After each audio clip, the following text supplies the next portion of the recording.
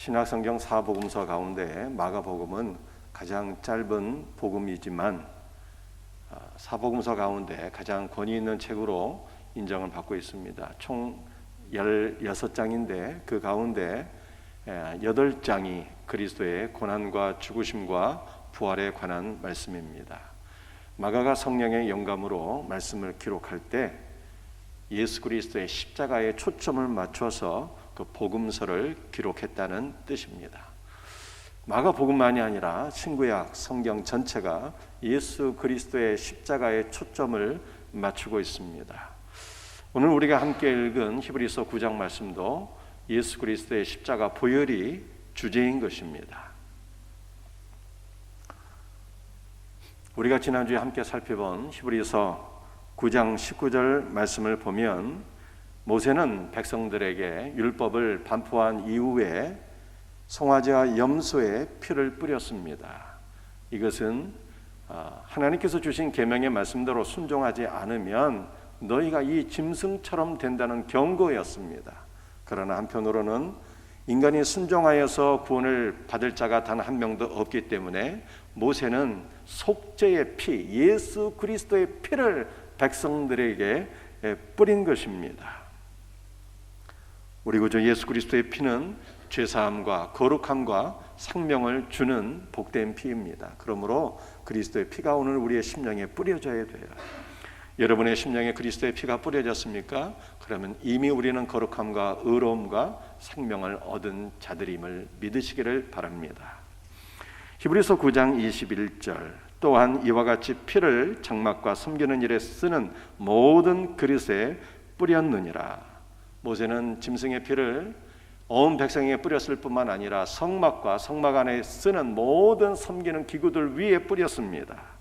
이것은 구약시대 성막에서 드려진 모든 제사와 섬김과 제물들이 그리스도의 피를 통해서만 받아들여졌다는 뜻입니다. 그러므로 오늘 우리가 하나님께 드리는 예배에도 우리의 모든 사역에도 그리스도의 피가 뿌려지게 될 때 하나님께서 우리의 모든 예배와 섬김을 받으실 것을 믿으시기를 바랍니다. 히브리서 9장 22절 율법을 따라 거의 모든 물건이 피로써 정결하게 되나니, 거의 모든 물건이 다 피로써 정결하게 되는데 예외 규정이 있다는 뜻이겠죠. 구약시대의 극빈자들은 제사함을 받기 위하여 소재, 즉 검 밀가루 가루 10분의 1 에바를 하나님 앞에 드렸습니다. 하루 먹을 양식도 부족한 극빈자들이 소제를 드린 이유는 아무리 가난한 자일지라도 죄사함만큼은 반드시 받아야 된다는 뜻입니다. 하루 벌어 하루 먹는 분들은 주일을 성수하거나 예배드릴 시간도 없습니다. 그런 분들일지라도 주 예수께로 가까이 나와서 죄사함을 반드시 받아야 된다는 말씀이에요. 그렇지 않으면 영원한 하나님의 진노의 형벌을 피할 수 없기 때문입니다. 레위기서 2장 9절 말씀이에요. 그 소제물 중에서 기념할 것을 가져다가 제단 위에서 불사를 지니 이는 화제라 여호와께 향기로운 냄새니라. 극빈자들이 죄사함 받기 위해서 소제, 검 밀가루를 하나님께 드렸는데 그 소제물을 불태워서 하나님께 드릴 때 하나님께서 소제의 향을 맡으시고 진노를 푸셨어요. 이는 향기로운 냄새니라 말씀하고 있는데, 향기롭다라고 하는 것이 진정시키고 달래고 기쁘게 하고 평온케 한다는 뜻입니다. 소제물, 즉 홈 밀가루는 예수 그리스도의 고난과 죽음을 가리키는데, 그리스도의 죽음으로 말미암아 그리스도의 죽음을 받으시고 하나님께서 죄인들을 향하신 진노를 푸시고 기뻐하셨다는 뜻이에요. 죄인이 하나님의 진노의 심판에서 벗어나 생명을 얻을 수 있는 길은 오직 예수 그리스도의 죽으심과 핏뿌림 외에는 없습니다. 그러므로 성도는 그리스도의 피가 우리의 심령에 뿌려지기를 사모하고 또 사모해야 돼요. 모든 믿음의 사람들은 다 예수 그리스도의 십자가에 주목했습니다. 그러나 특별히 예수 그리스도의 십자가에 십자가와 보혈의 공로를 붙잡고 의지하고 사모하며 살았던 믿음의 주상들이 있었어요. 역사는 그들을 가리켜서 청교도라고 합니다. 여러분들, 청교도는 어떤 사람들일까요?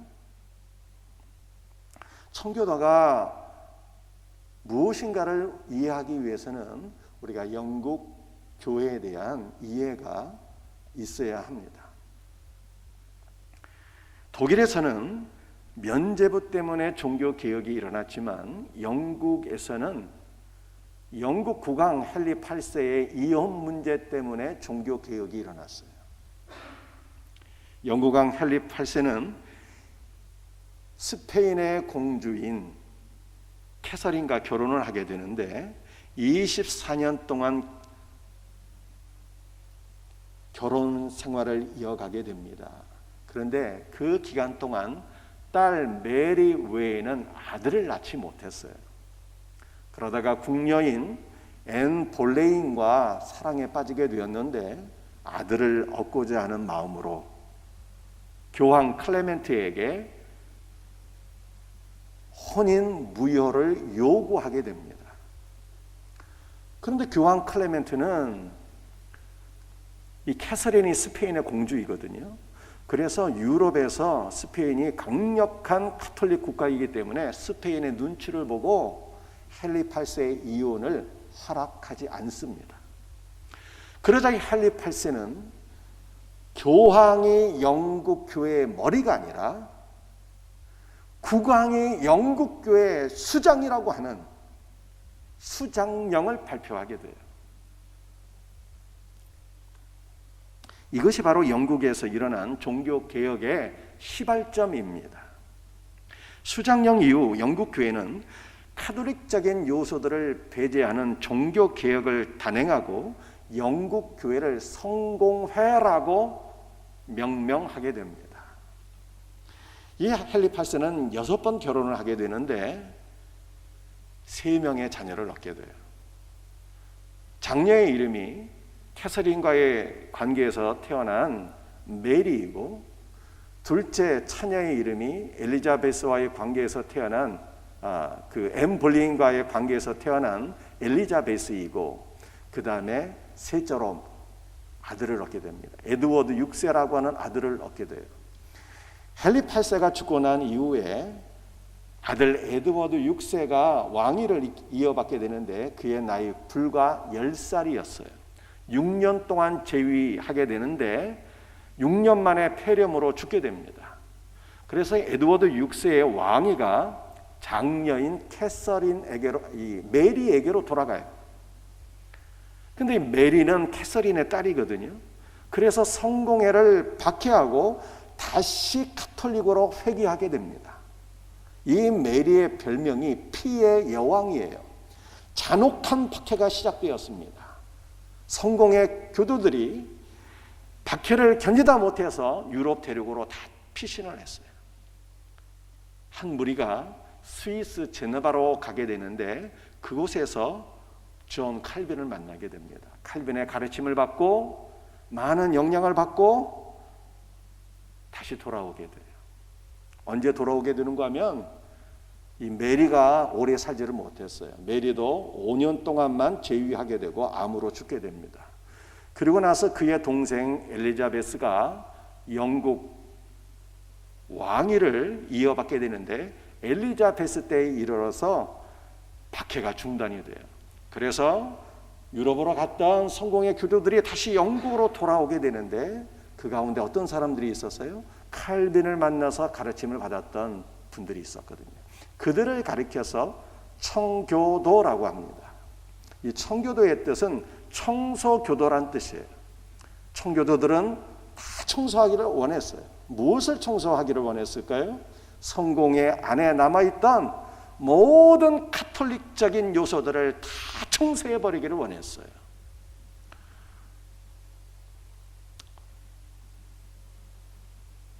가톨릭의 요소들, 대표적으로 뭘 청소하기를 원했을까요?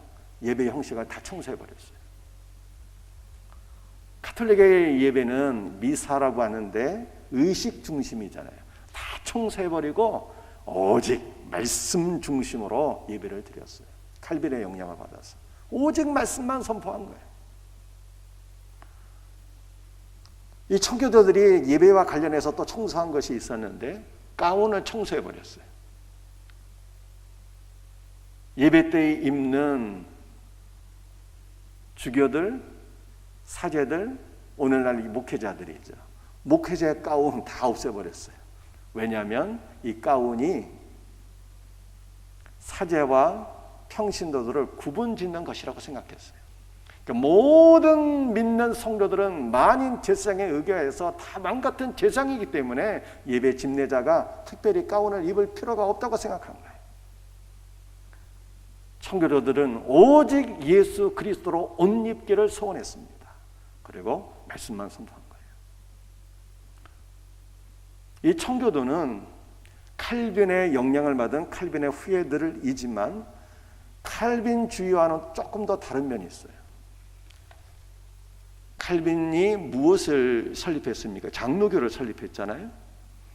이 장로교와 청교도가 약간의 차이가 있습니다. 정치 체제에서 차이가 있어요. 장로교는 당회를 중심으로 해서 교회 내 모든 중요한 일들이 결정됩니다. 그러나 청교도는 회중정치를 지향했어요.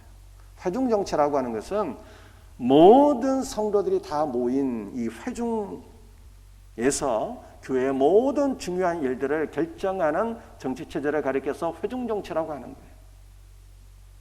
청교도는 오순절과도 차이가 있었습니다. 오순절은 예를 들어서 고난이 오고 질병이 생기게 되면 그것을 예수 그리스도의 이름으로 다 물리치는 거예요. 질병이 왔을 때 주 예수 그리스도의 이름으로 명령하고 우리가 질병을 치유받는 것이 이 오순절이죠. 오순절. 그러나 청교도는 무엇을 지향했는가 하면은 질병이 오고 고난이 오게 될 때 하나님께서 그리스도를 더 가까이 하라는 뜻으로 받아들였어요. 고난이 오게 될 때 그리스도를 더 가까이 하고 그리스도를 더 의지하고 그리스도께 더 많이 기도해서 그리스도 안에서 하늘의 소망과 위로와 평안을 누리며 살아가기를 소원했습니다. 어떤 신앙이 더 좋은 신앙일까요? 오순절 신앙이 잘못된 신앙이다, 그렇게 할 수 없습니다. 왜냐하면 하나님께서는 우리가 다 연약한 존재인 걸 아시기 때문에 주 예수 그리스도의 이름으로 질병도 고쳐주시는 은혜를 주세요. 그러나 청교도 신앙이 보다 더 성숙한 신앙이겠죠. 고난이 오게 될 때 다 그리스도를 가까이 하고 그리스도를 의지함으로 그리스도께 주시는 하늘의 위로와 소망과 평안을 누리며 사는, 바로 이것이 청교도 신앙이었습니다. 그런데 청교도 신앙의 핵심은요, 예수 그리스도의 십자가와 보혈에 꽂혀 있어요. 여러분, 우리가 종교개혁이라고 하면은 어떤 분들이 생각납니까? 마틴 루터, 존 칼빈, 이런 분들의 이름이 생각이 나잖아요. 청교도 하면 어떤 분들이 여러분들 생각나십니까? 잘 떠오르는 분이 없으시죠? 그러나 알고 계신 분들이 있어요. 우리 성도들이 알고 있는 청교도 대표적인 지도자들을 한두 번 얘기를 말씀을 드리면, 철러 역정을 기록한 존 버년, 대표적인 청교도 목회자입니다. 그리고 영국교회 명설교가 스펄전 목사님이 또 대표적인 청교도 목회자예요. 존 버년이 기록한 철로 역정은 기독교 2000년 역사상 성경 다음으로 성도들의 많은 사랑을 받은 책입니다. 그 철로 역정의 핵심 주제가 예수 그리스도의 십자가예요. 크리스찬이 죄짐을 지고서 방황하고 고통을 당하다가 십자가 밑에 이르게 되었을 때 그가 짊어진 모든 죄짐이 벗어지는 것을 경험하게 됩니다. 그리고 그 순간 크리스찬이 이런 고백을 하게 됩니다. 주께서 괴로움을 당함으로 내게 평안을 주셨고 주께서 목숨을 버리사 나에게 영생을 주셨나이다.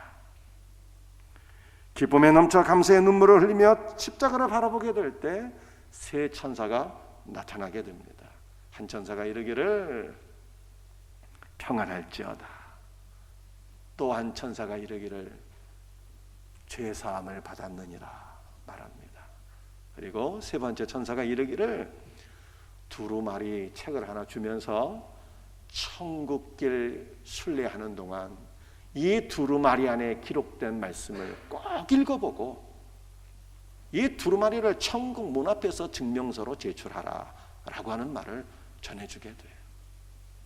여러분들, 예수 그리스도를 믿어서 죄사함을 받은 성도들이 천국으로 순례길을 가는 동안 기록된 성경 말씀을 꼭 읽고 그 말씀이 우리의 심령에 새겨지게 될 때 천국 문 앞에 증명서가 된다는 뜻이에요.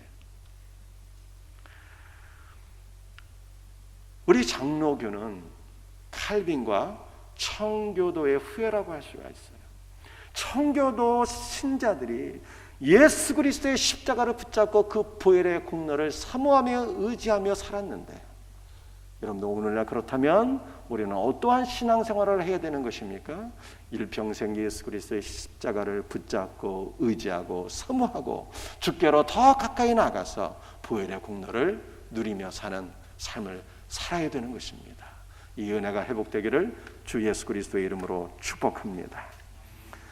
오늘 본문 말씀을 통해서 우리가 한 두 가지를 살펴보면서 함께 은혜를 나누고자 합니다.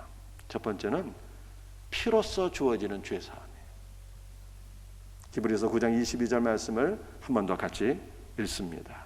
피 흘림이 없은즉 죄사함이 없느니라. 피로써 이루어지는 죄사함은요, 완전한 죄사함입니다.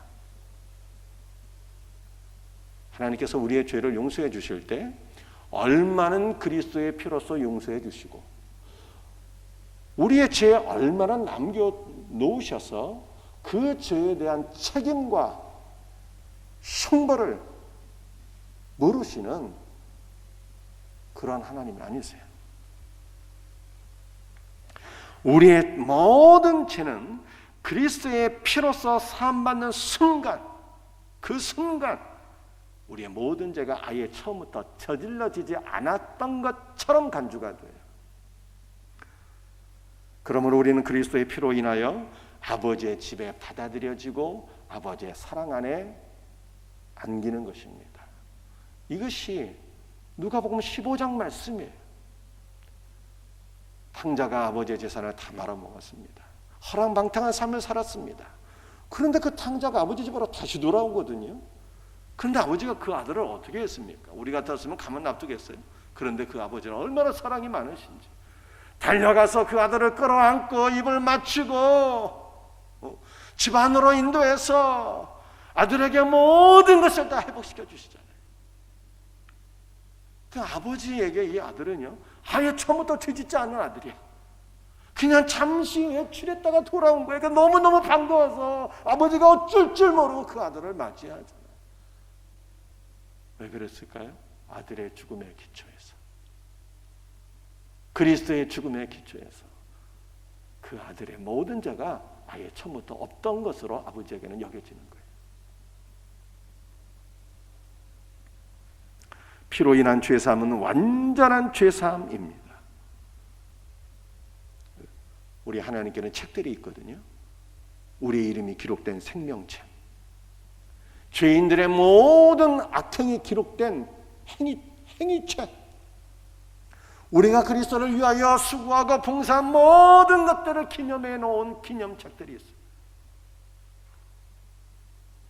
그런데 악인의 모든 악행들이 기록된 그 행위록에는요, 우리의 죄가 단 하나도 기록되어 있지 않아요. 왜 그럴까요? 우리가 옛날에 국민학교 다닐 때 노트에다가 연필로 메모한 것들은요, 다 지우개로 지웠잖아요. 그런데 하나님의 책에 기록된 우리의 모든 악행들은 그리스도의 피로서 다 완전히 100% 지워졌어요. 그러므로 그 누구도 우리의 죄를 기억할 수가 없고 그 누구도 우리를 참수할 수가 없어요. 그리스도의 피로서 우리의 모든 죄는 완전히 사함을 받게 된 것을 믿으시기를 바랍니다. 그리스도의 피로서 우리의 모든 죄가 완전히 사함을 받았는데 영원하고 취소되지 않는 사함을 받은 거예요. 우리는 중세 신자들은 죽기 직전에 세례를 받았습니다.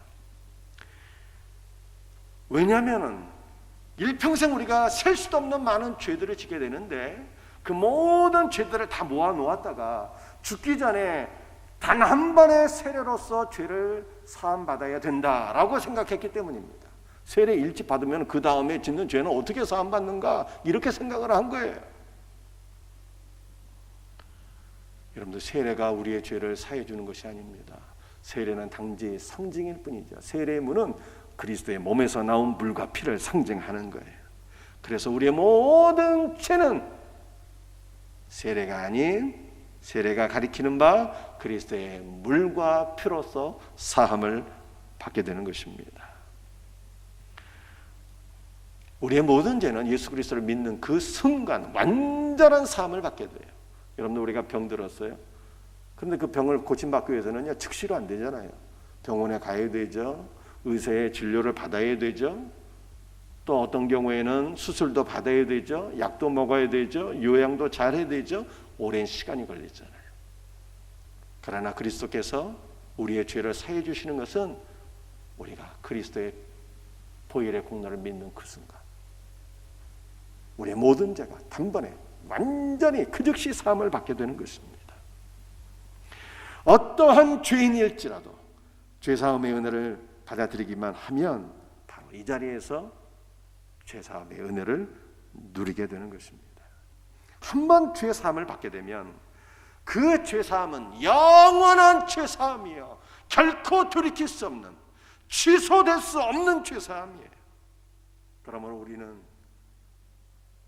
그리스도의 심판대 앞에 섰을지라도 두려움이 없이 담대한 믿음으로 서게 되는 것입니다.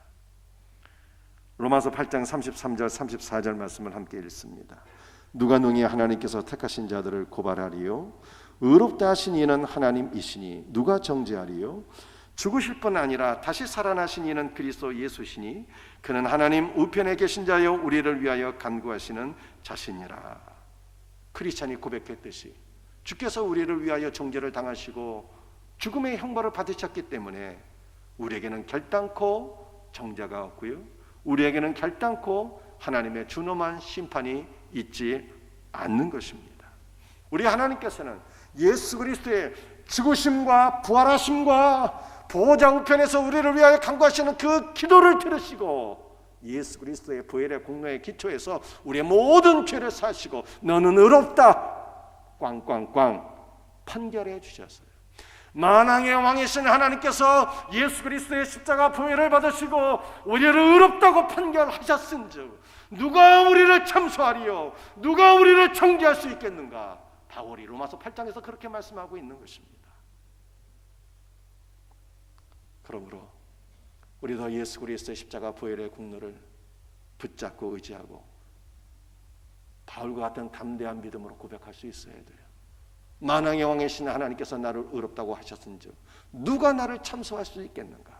이 믿음으로 살아가는 우리 성도들 되시기를 주 예수 그리스도의 이름으로 축복합니다. 크게 두 번째, 죄사함은 결코 피 없이 이루어질 수가 없어요.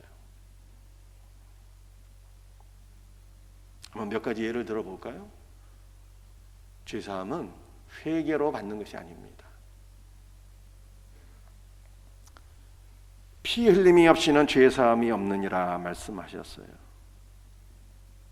따라서 우리의 모든 죄는 오직 피로써 이루어지는 거예요.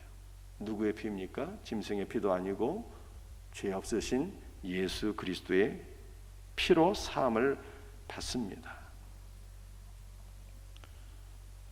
그리스도의 피로써 죄사함을 받기에 이것이 은혜입니다. 죄사함에는요, 우리의 어떠한 공로나 행위가 전혀 개입될 수가 없어요. 심지어는 회개를 통해서도 죄사함 받을 수가 없습니다. 이 세상의 모든 회개를 다 합쳐놓는다 할지라도 우리의 작은 죄조차 해결할 수가 없어요. 성령의 역사로 회개가 이루어지게 될 때 그것은 분명히 하나님의 은혜이지만 그럼에도 불구하고 회개 속에는요, 그 어떠한 속죄의 능력도 없습니다. 그렇다면 왜 회개해야 되는 것입니까? 참된 회개는 뉘우치고 반성하고 눈물을 흘리는 게 아니에요. 뉘우치고 반성하는 것은 가룟 유다도 했습니다. 참된 회개는 무엇일까요? 이 회개를 히브리어로 슈브라고 하는데, 슈브는 돌이키는 거예요. 예수 그리스도를 부정하고 불신하며 세상 가운데 살던 자가 돌이켜서 예수 그리스도를 바라보고 의지하고 주 예수께로 더 가까이 나아가는 것이 참된 회개인 것입니다. 우리는 참된 회개, 즉 예수 그리스도께로 가까이 나가는 삶을 통하여서 그리스도께서 피로써 이루신 죄사함의 은혜를 누리고 경험하게 되는 것입니다. 여러분들 이것이 이해가 되십니까? 우리의 죄는 예수 그리스도의 피로써 사함을 받게 되는데 회개가 아니라, 그렇다면 왜 회개되는 것입니까? 그리스도께로 가까이 나아갈 때 십자가 보혈의 공로로서 우리 주님께서 나의 모든 죄를 용서해 주신 것을 내가 경험하게 된다는 뜻입니다. 그러므로 일평생 그리스도의 십자가로 가까이 나아가서 우리 구주 예수 그리스도께서 우리를 위하여 피 흘려 우리의 모든 죄를 사해 주신 이 놀라운 은혜를 날마다 누리며 살 수 있기를 주의 이름으로 축복합니다. 여러분들 기도에도 속죄의 능력이 없어요.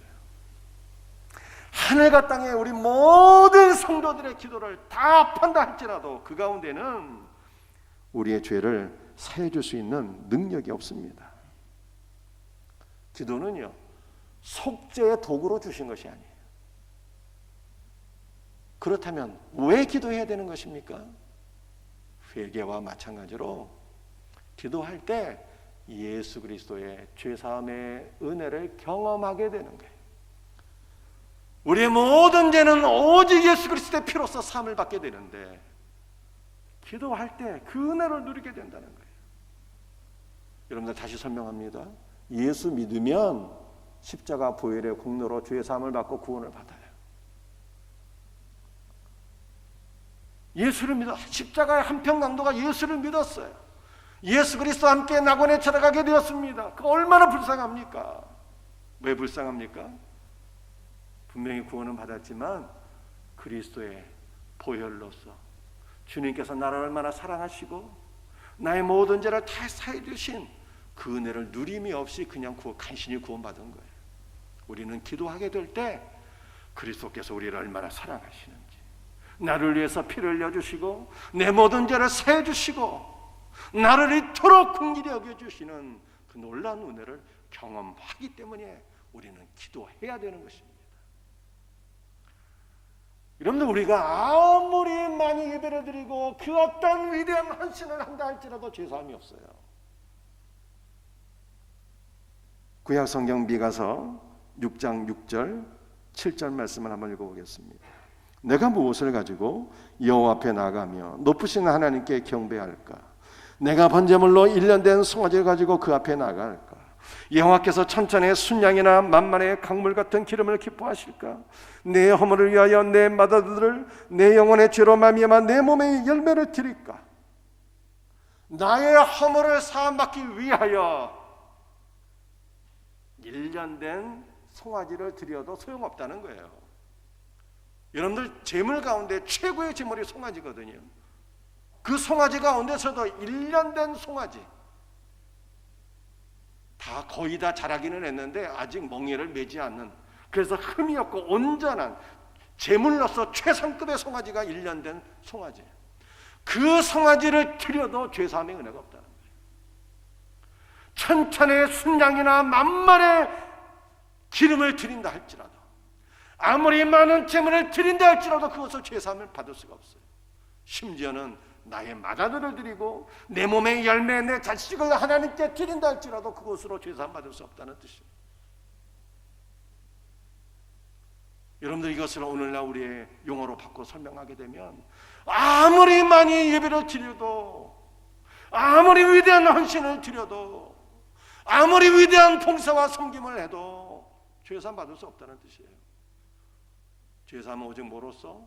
피로써만 받는 거예요. 그렇다면 왜 우리는 하나님께 예배를 드려야 되는 것입니까?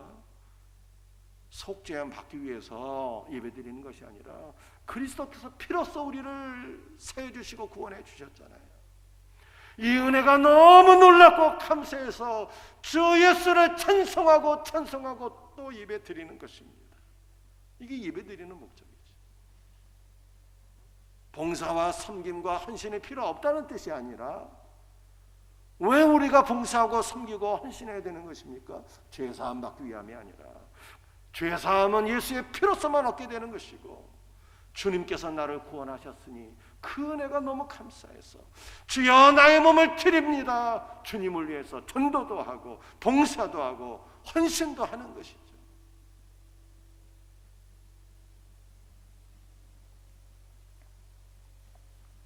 스펄전 목사는 이런 말씀도 했어요. 예수님도 피 흘림이 없으면 우리를 구원할 수 없다고 했어요. 예수님의 거룩한 삶과 예수님의 능력도 우리의 죄를 살 수 없대요. 오직 죄사함은 예수 그리스도의 피로서만 된다는 거예요.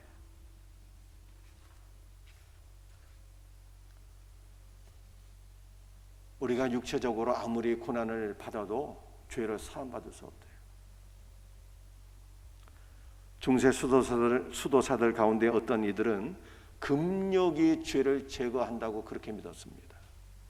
시므온이라고 하는 수도사는 37년 동안 광야의 돌기둥 위에서 살았어요. 그는 외부에서 가져다 주는 소량의 빵과 물을 마시면서 죽을 때까지 돌기둥 위에 살았어요. 씻지도 못하고 잠도 제대로 자지 못하면서 평생 그렇게 살았어요. 그러나 이것이 얼마나 어리석은 생각들입니까? 육체의 고행을 통해서 죄를 사함받을 수 있는 길이 아닌 것입니다.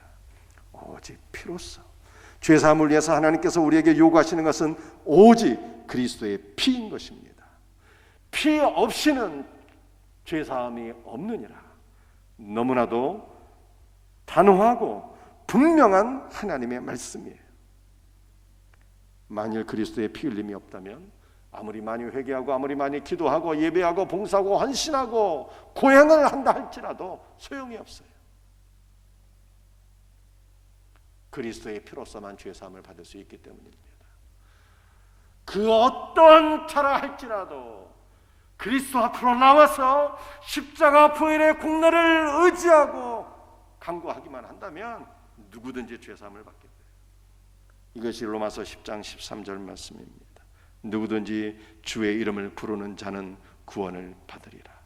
보혈의 공로를 의지하며 주 예수여 나를 불쌍히 여기소서 간구하는 자는 그가 누구이든지 간에 구원을 받는다는 말씀이에요.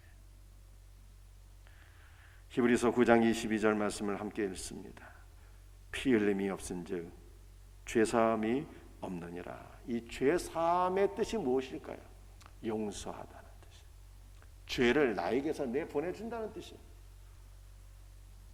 그리고 모든 형벌을 다 면제해 주신다는 뜻입니다. 예수 그리스도의 피는 영원하신 성령의 역사로 말미암아 우리의 심령에 뿌려지게 됩니다. 그 피 한 방울은 우리의 모든 죄를 다 사하고도 남으며 우리의 영과 혼을 정결하게 합니다. 또한 그리스도의 피는요, 우리를 지배하고 있는 그 죄를 나에게서 내보낸다는 뜻이에요.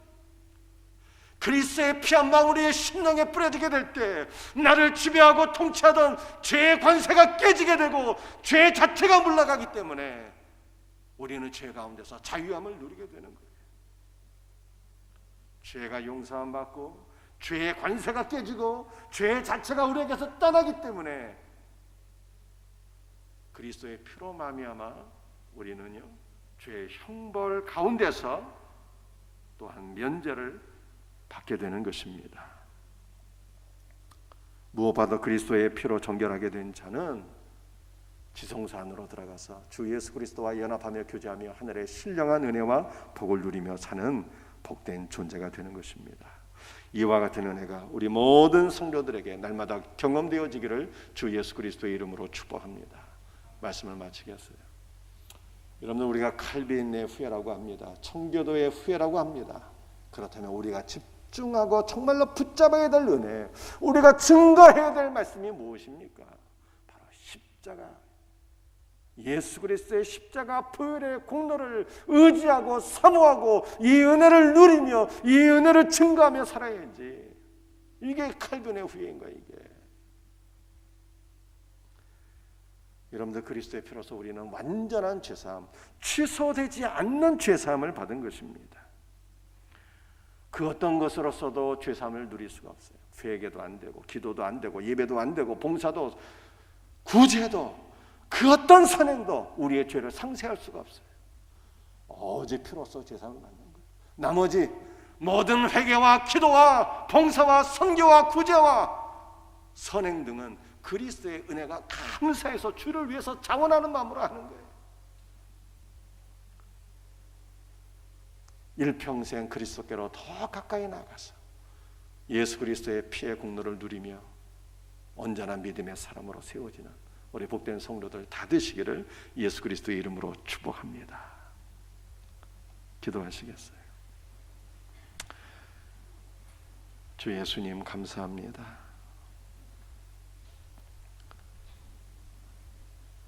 오늘도 우리 주 예수 그리스도의 십자가 보혈의 공로를 사모하오니 주의 보혈로서 우리를 덮어 주옵소서. 주 예수여, 영원하신 성령의 역사로 주님의 보혈이 우리 모든 심령들에 뿌려지기를 간절히 소원합니다. 일평생 우리를 구원하신 예수 그리스도의 보혈의 공로를 누리며 찬양하며 살아가는 우리 복된 성도들 되게 하여 주시옵소서. 감사하고 예수 그리스도의 이름으로 기도드립니다.